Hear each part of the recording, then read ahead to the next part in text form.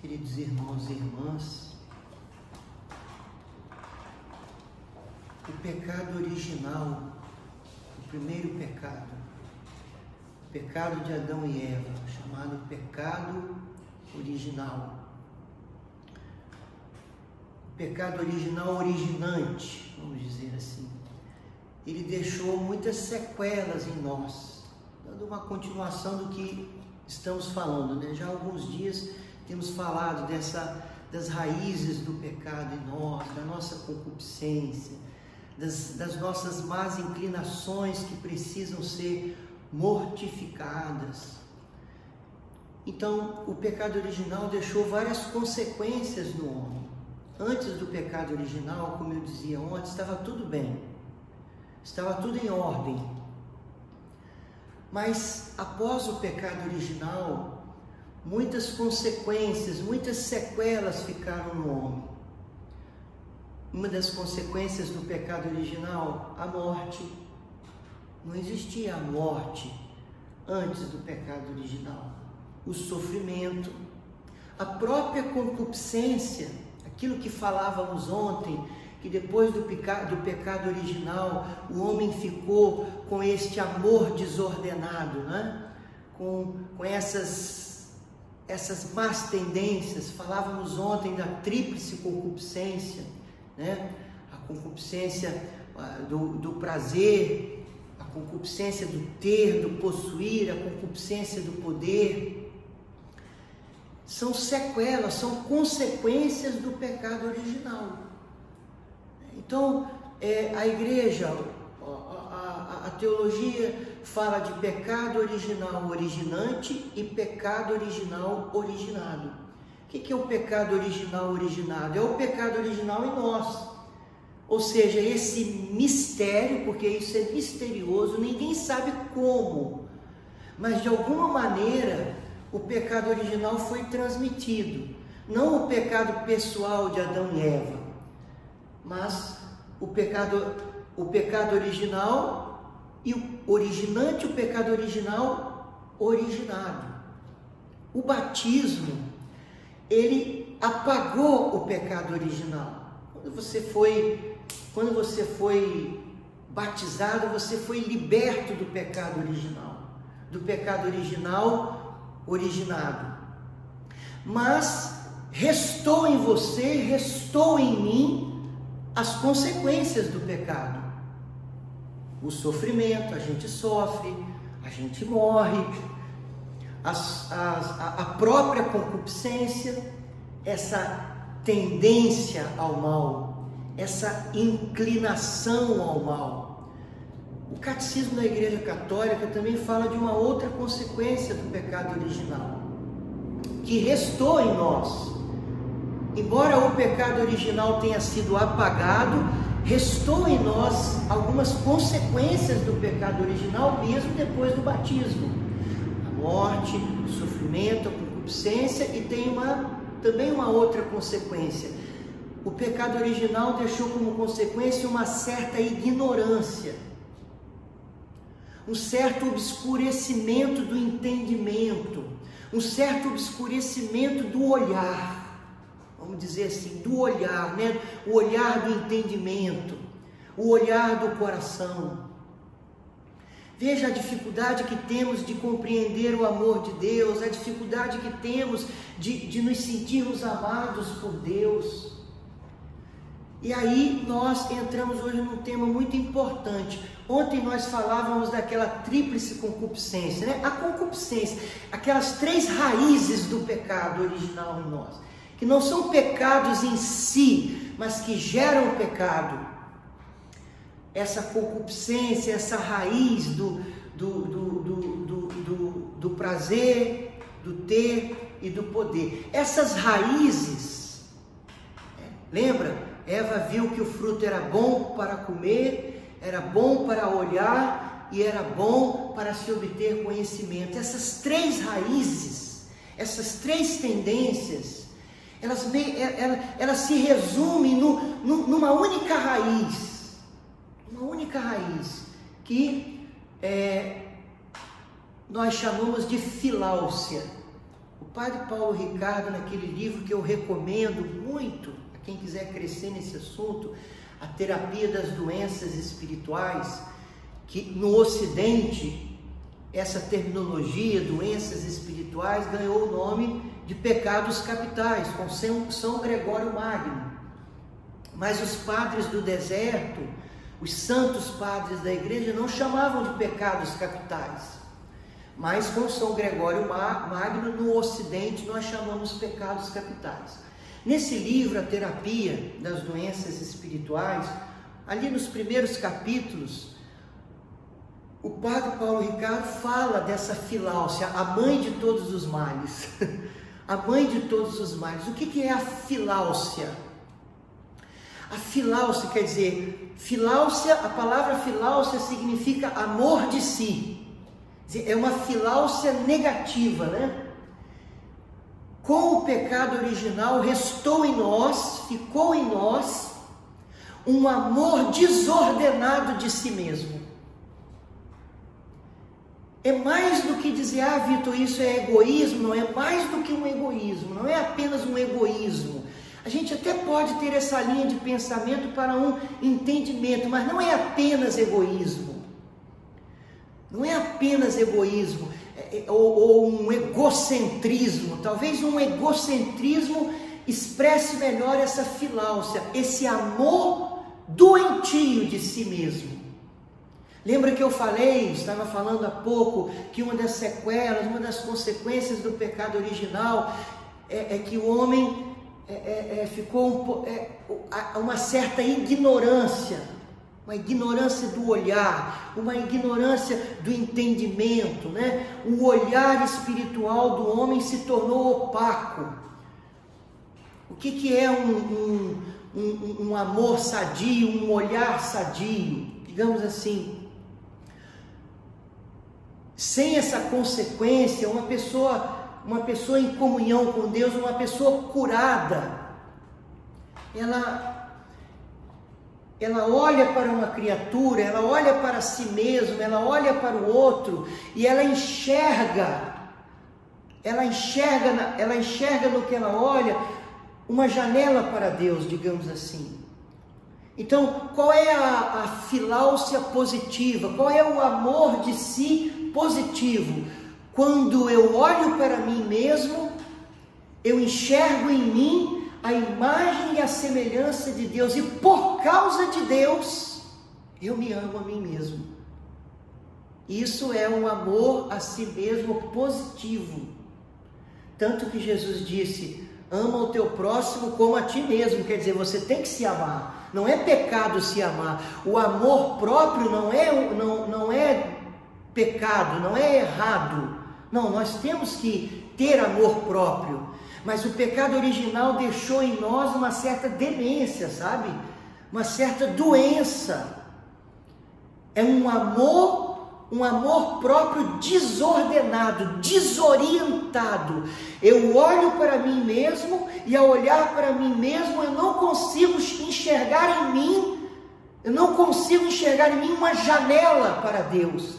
Assim também, gente, quando nós olhamos para o mundo, para as águas, para a terra, para as plantas, para os animais, para os pássaros, tudo aquilo que nós olhamos precisa ser uma janela que nos remete a Deus. Eu olho a criação e enxergo o Criador. Tudo se torna como um ícone, um sinal de Deus, um sinal do amor de Deus. E assim é a maneira como eu devo olhar para mim mesmo. O amor próprio precisa ser vivido nessa dimensão. À medida que vamos sendo mortificados, à medida que essa nossa velha natureza, as nossas más tendências vão ficando sob o controle do Espírito, né? Não só pela penitência, pela oração, mas também pela própria vivência da palavra de Deus, pela vivência das virtudes, pelo esforço de viver a santidade, pela graça de Deus, né, que atua em nós vamos ficando mais curados e o nosso olhar vai ficando mais sadio. Ou seja, Deus vai nos dando então a graça de um amor próprio sadio, não um amor próprio desorientado, né? Então, a raiz de todos os males é essa filáusia, é esse amor desordenado de si mesmo, amor desordenado de si mesmo. Daí, a partir desse amor desordenado de si mesmo, eu não consigo sair de mim mesmo. É engraçado, o padre Paulo Ricardo, nesse livro, ele diz assim que a filáusia é um amor desordenado, é um amor de si contra si. Porque esse amor de si, quando nós temos um amor próprio, quando nós estamos curados ainda pela graça de Deus, e eu vivo ainda um amor próprio desordenado, é um amor próprio, eu me amo e ajo contra mim mesmo. Aí aquilo que eu falei ontem, né? Aí surgem essas outras tendências, a tendência do prazer, por exemplo, esse apetite desordenado pelo prazer. Pensa uma pessoa que usa drogas, uma pessoa que caiu no vício do álcool, um alcoólico, né? Um alcoólatra. A pessoa, ela quer o prazer da droga, ela quer o prazer do álcool. Por quê? Porque ela quer ser feliz. Mas ela não consegue enxergar que quanto mais ela consome, mais ela se destrói. Ela não consegue enxergar que aquela busca do prazer, aquele vício no prazer, a está destruindo. Não, ela quer o prazer da droga, ela quer o prazer do álcool. Olha aí essa filáusia se manifestando nesse apetite desordenado pelo prazer, né? Então, é uma certa ignorância. Nós ficamos com uma certa ignorância espiritual, uma certa ignorância, um certo obscurecimento do entendimento, né? Pensa a questão do ter, do possuir, né? Essa ilusão. Ontem eu falava da ilusão. A ilusão, né, de achar que podemos ser felizes sem Deus, a ilusão de achar que quanto mais eu consumir, quanto mais eu ter, quanto mais prazer eu tiver, mais feliz eu vou ser. É tudo uma ilusão. O pecado nos colocou num estado de ilusão. E de alguma maneira, esse amor próprio desorientado, esse amor próprio doentio, eu olho para mim mesmo e só penso em mim. Eu olho em mim mesmo e quero ser feliz, e quero para mim eu. Essa incapacidade de olhar para mim mesmo e enxergar a Deus. Essa incapacidade de olhar para mim mesmo e me enxergar como criatura de Deus, enxergar em mim a imagem e semelhança de Deus, enxergar em mim a própria beleza de Deus. Essa incapacidade me torna doente, e eu olho para mim mesmo e me volto para mim, olho para mim e me volto para mim, e me coloco no centro. É lógico que, no fundo, o remédio para a filáusia, o remédio para essas tendências, esses apetites desordenados ao prazer, ao ter, ao poder, é a renúncia de si mesmo. Jesus disse: quem quer me seguir, renuncie a si mesmo. Essa renúncia de si mesmo é muito mais do que penitência. Essa renúncia de si mesmo é muito mais do que um ponto negativo. Vamos pensar aqui nessa linguagem negativo e positivo. Negativo no sentido de renúncia mesmo, de se negar, de mortificar esses apetites, né? Eu digo não a esses apetites, é no sentido negativo, mas tem também o sentido positivo. Eu renuncio a mim mesmo, não só negando esses apetites, mas tendo uma atitude concreta, uma atitude positiva, uma ação de sair de mim mesmo para o outro. É um sair de si. Tem gente que fica só na dimensão negativa, que é preciso também, esse negar a si mesmo, esse dizer não aos apetites desordenados. Colocar limite aos apetites desordenados. Como? Aprendendo a viver com o necessário, não se entregar demasiadamente aos prazeres, ter moderação no comer, moderação no beber, não se deixar levar pelos prazeres e assim por diante, a penitência, a mortificação, mas também essa realidade do sair de si, romper com esse estado meio que natural, essa tendência natural, essa tendência filauciana que existe em nós de um ensimesmamento. Nós não podemos viver ensimesmados. E nesse retiro da Quaresma, nós precisamos fazer todos os exercícios da Quaresma, a oração, o jejum, a caridade, nesse sentido de romper com essa tendência filauciana ao ensimesmamento. Ao ensimesmamento. Os padres da igreja, os santos padres da igreja, os padres do deserto, eles colocavam isso, a filáusia como a raiz, a mãe de todos os males, como a raiz mais profunda que ficou no homem como consequência do pecado original. Esse amor de si, esse amor próprio desordenado. O amor próprio pode ser um amor próprio virtuoso, não um amor próprio que é vício, que é doente. O amor próprio pode ser um amor sadio, quando eu sou capaz de olhar para mim mesmo e me enxergar como uma janela que me remete para Deus. É aquela velha história, O dedo aponta a lua, mas o imbecil insiste em olhar para o dedo e não para a lua. O dedo aponta a lua, não olhe para o dedo, olhe para onde o dedo está apontando. Quando você é capaz de enxergar para você e perceber que a sua vida, a sua existência, o seu corpo, tudo que você é, tudo que você tem, aponta para Deus, você vai se amar.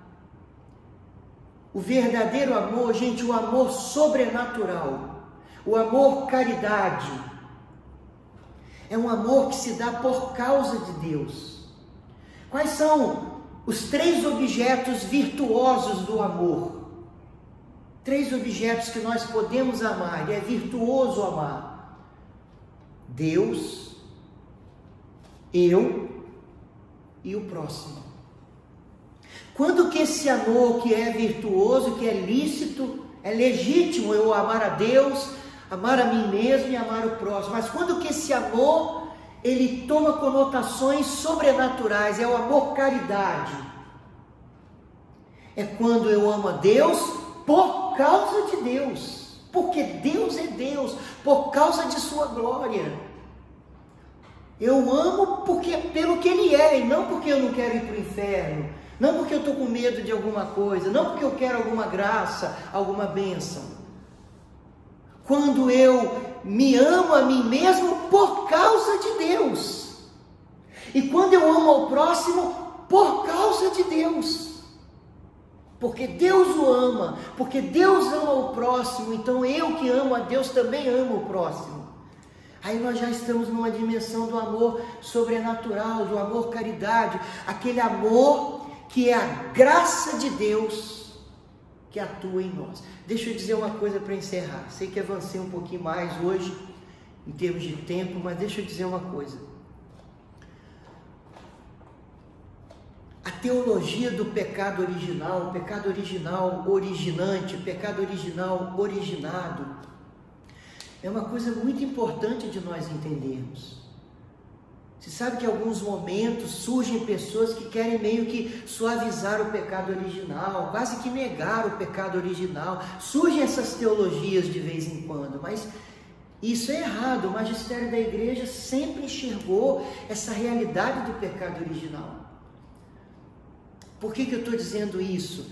Porque isso nos faz entender que nós não conseguiremos viver o que somos chamados a viver sem a graça de Deus. E aqui nós entramos nesse assunto, gente, a primazia da graça. Nós não vamos cair aquela heresia, né, de Pelágio, né, o pelagianismo, né? Pelágio achava que o homem já estava pronto, que o homem não precisava da graça de Deus para fazer, para ser virtuoso. O homem, para ser virtuoso, para viver a palavra de Deus, era só ele querer, era só ele se esforçar. Jesus veio e deu um exemplo, né? E nós temos que viver como Jesus viveu. Não, Jesus não veio e deu só o exemplo. Jesus veio, deu o exemplo e nos deu a graça. A graça.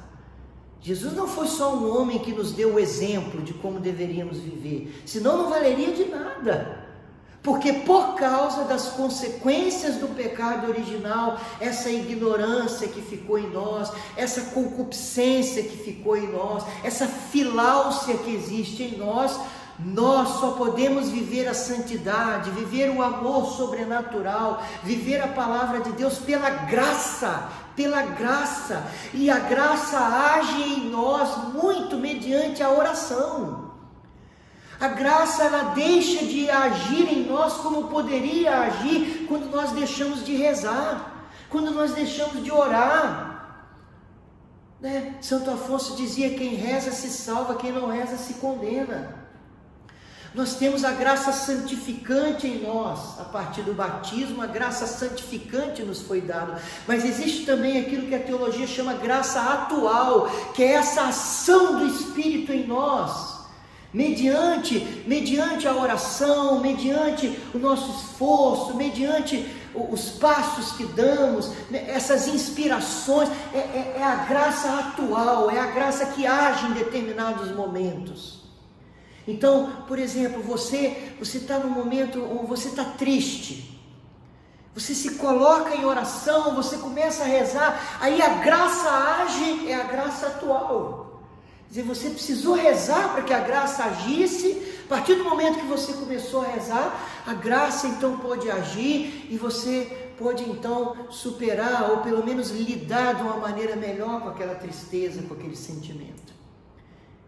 Então toda essa realidade, gente, da filáusia, do amor próprio desordenado, daquela tríplice concupiscência, tudo isso nos mostra como precisamos da graça, a graça de Cristo. A graça de Cristo que nos vem de sua humanidade ressuscitada. Amém? Então tá, louvado seja nosso Senhor Jesus Cristo, para sempre seja louvado. Até amanhã, se Deus quiser.